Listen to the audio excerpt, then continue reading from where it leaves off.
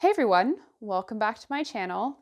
Today I am reviewing the relatively recent film, The Lost King, which is about the discovery of the body of King Richard III under a car park in Leicester, UK. This is without a doubt one of the most significant archaeological discoveries of the 21st century so far, and isn't without its fair share of drama. The film capitalizes on this drama and has caused some controversy due to its portrayal of archaeologists and the University of Leicester. Spoiler alert, I will be discussing the film in full, so if you haven't watched it and don't want it spoiled, stop watching, press pause, go see the movie, and then come back to this review. To prepare for this video, I not only watched the film, but also read a few articles on the project and listened to some podcasts by the university and other people that were involved in the project. You can find links to these in the video description below if you're interested in looking at them yourself. Before we get started, don't forget to subscribe to my channel and follow me on Instagram at rachelalmond.digs to help show your support for me and what I do here. Okay guys, let's dig in. So I actually have a bit of a funny connection to this whole thing because back in 2012, when I was deciding what osteology master's programs to apply for at university, there was an announcement of the discovery of Richard III's body in Leicester. I actually emailed and briefly spoke to Joe Appleby, the osteologist who excavated Richard's remains, about their program. I applied and I was actually accepted to study there before I decided to instead go to Edinburgh. It was also really interesting for me to watch this film because the majority of it was actually filmed in Edinburgh, which is where I live. And so while watching it, my husband and I got to play a lot of, I know that bit doesn't feed into that bit, and good luck finding a taxi on that dead-end street. Broadly, the film is a dramatized retelling of how Philippa Langley pioneered the search for finding the remains of Richard III. It's made quite clear at the beginning that this is her story, and honestly, as the film goes on, it gets quite heavy-handed, promoting her particular viewpoints. To start, I'm just going to give you a quick biography of Richard III in case you don't already know it. So in the 1400s, Richard of Gloucester was the younger brother of King Edward IV. When Edward IV died unexpectedly, he was supposed to be succeeded by his 12-year-old son, also called Edward, as Edward V. Richard of Gloucester had reason to think that Edward V and his brother, also helpfully named Richard, were illegitimate because Edward IV had slept with and promised to marry a woman named Eleanor Butler before he married the boy's mother, Elizabeth Woodville. At this point in time in history, promising to marry and sleeping with somebody was essentially considered the same as marrying them, so to then go on and marry somebody else was considered bigamy. Richard had his nephews lodged in the Tower of London, which was traditionally where monarchs resided before they were crowned, but within a short period of time, he then had them declared officially illegitimate and crowned himself king. Within a few months of his coronation, his nephews disappeared and nobody seems to know what happened to them. After reigning for about 2 years, Richard was killed at the Battle of Bosworth, fighting against Henry Tudor, who then crowned himself King Henry VII. History was revised and exaggerated in Henry's favor to portray Richard as an evil murderer of his nephews, so that it would legitimize Richard and his claim to the throne and that of his descendants. Going back to the film, in modern day, it focuses on Philippa Langley, who is a woman that suffers from chronic fatigue and seems somewhat dissatisfied with her life and particularly her work. While watching a play of Shakespeare's Richard III, she is then visited or haunted by the ghost of Richard III, which motivates her to join the Richard III Society and start researching and learning all about him. She wants to find his grave to pay her respects to him. She feels like he's been maligned by history, and she is told that his body's actually never been found. Subsequently, she then embarks on her main kind of quest to find his body and figure out where it might be. Eventually, on a day visiting Leicester for a lecture, she comes across a car park and experiences a feeling, an out-of-body experience while standing near a spot that's marked with an R for reserved. She contacts the University of Leicester to try and get archaeological support for her project. It's implied that they're quite dismissive initially, and they only come to her when they suddenly need a project that's good for publicity. She then convinces the city council to get behind her and pioneer fundraising for the project, despite opposition from a university crony, like a deputy registrar. And once the funds are raised, she's on site and insists that the team further investigates when they find some leg bones that lead off their trench. So while she's away from the site briefly, they discover that the skeleton that she insists they dig is that of a man with battle wounds and a curved spine. The end of the movie focuses on how the university takes credit for her discovery at a press conference and rewards the archaeologist who led the excavation, Richard Buckley, instead of her. Overall, I thought it was an okay film, but I definitely have issues with how they employed their artistic license here. I understand that films like to have undertones of good versus evil to drive the story and make you identified with the lead character. And this film definitely does that, as it shows Philippa as the underdog, good person versus the archaeologist, the university, the establishment, evil people. It's very clear that this film is based upon Philippa's recollection of things and promotes her view of how events transpired. I certainly think she deserves the credit the film gives her for envisioning and driving the project forward, but it's also pretty clear that she's not happy with how she perceives she was treated in this process, and this film is partly her way of getting back at the archaeologists in the uni. It comes off quite petty at points. It's also clearly pushing her agenda and views that Richard III is utterly maligned by history and was an innocent, good person. I think it's also worth pointing out that the University of Leicester put out a press release when the film came out saying that they think it's misrepresenting events. So clearly there's a clash of viewpoints here. As with many things, I think what actually happened lies somewhere in the middle, but there are also a few discrepancies and interesting facts that were left out of the film that I think are worth discussing here. Philippa states in the film that Richard III's nephews were illegitimate, and therefore he was entirely right in taking the throne as a legitimate king. The Cousins' War, the War of the Roses, is not a topic that's unfamiliar with me, and I've read books on it before.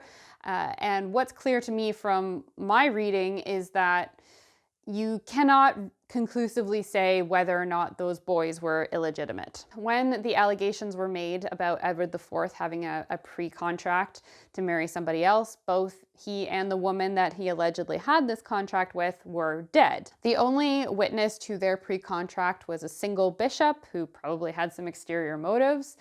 Eleanor Butler's family didn't support this claim. There were no written documents about it, and Richard also didn't follow proper procedure of having it authenticated by a church court before he claimed the crown. So it's a bit of a muddy area. The timeline of events in the film was also significantly sped up. Philippa had been researching Richard for 10 years before the dig, and not for about 2 weeks, as is implied in the film. And she actually founded the Scottish branch of the Richard III Society instead of going to a pub and joining it.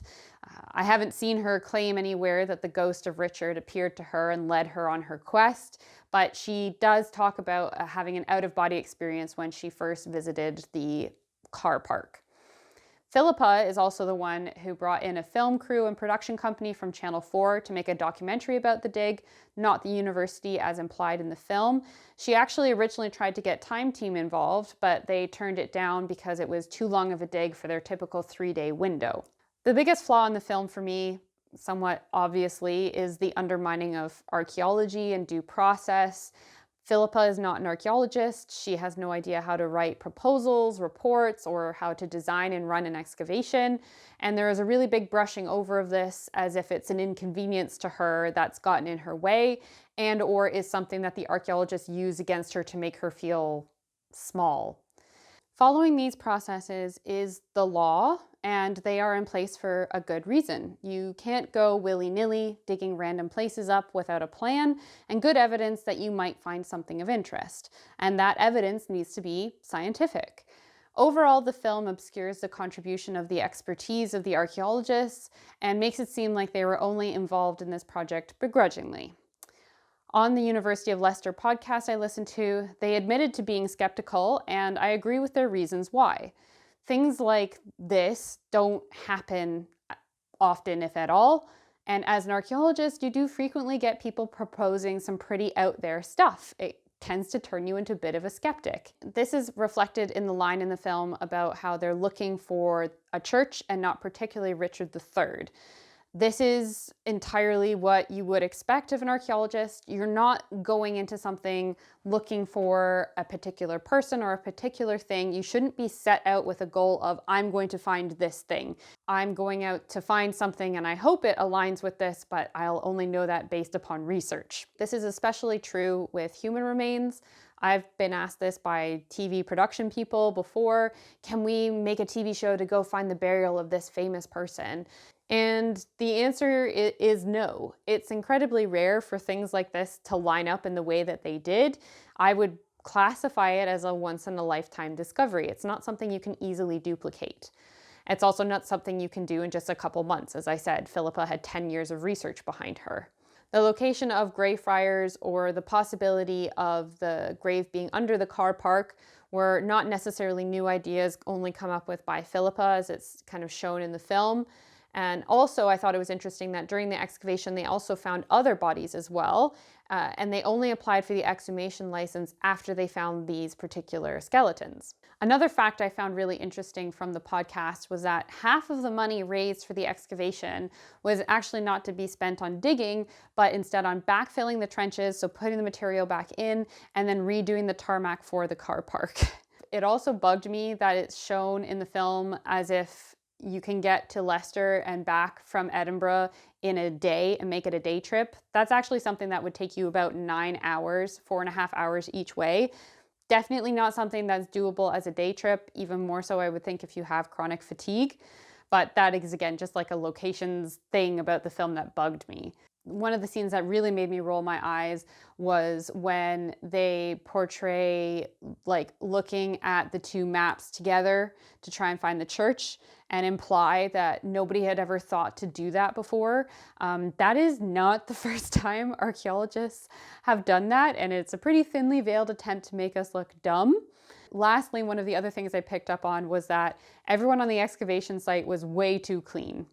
It also doesn't make sense that the osteologist, Joe Appleby, has a paper suit, that white suit on, and nobody else in the excavation does. In my personal experience, you only wear like paper, like hazmat-y kind of suits when you're in danger of being exposed to hazardous chemicals. So, for example, if you're working on a site that used to be a petrol station, or you might wear them if you're working with particularly fleshy remains, not skeletal remains where there's no flesh left. Also, if one person is wearing that suit on a site, the rest of the people on it should be wearing it too. To wrap things up, I think it's great that this film has generated some interest in archaeology and the story of Richard III, but I also think that it does this at the expense of making archaeologists and universities look like the bad guy for the sake of a narrative. As an archaeologist, I don't think it should be surprising that I don't think that this kind of narrative and storytelling is helpful when we are also dealing with a general mistrust of experts in society at this particular moment in time. At least one person portrayed in the film is investigating whether or not they can sue the creators for defamation over how they were portrayed in it. I also think it's relevant to point out that Philippa's goal of rehabbing Richard III's reputation by finding his body never actually really happens, nor do I think it really happened in real life. We did not learn anything from his burial or his skeleton about his personality, or were able to prove whether or not he had his nephews murdered.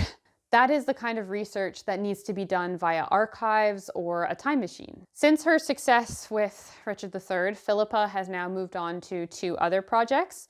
She's looking for the body of Henry I under another car park in Reading, and she's also looking for new evidence about what happened to the princes in the tower, Richard's nephews, presumably to try and exonerate Richard. I am interested to see if she's going to manage to strike gold twice, so to speak. All right, that's it for today, folks. Have you seen the film? What did you think? Let me know in the comments below. If you like this video, give it a thumbs up. Follow me on Instagram for lots of extra content, and don't forget to subscribe to the channel to help show your support. Thanks so much for watching, guys, and I'll see you next time. Bye!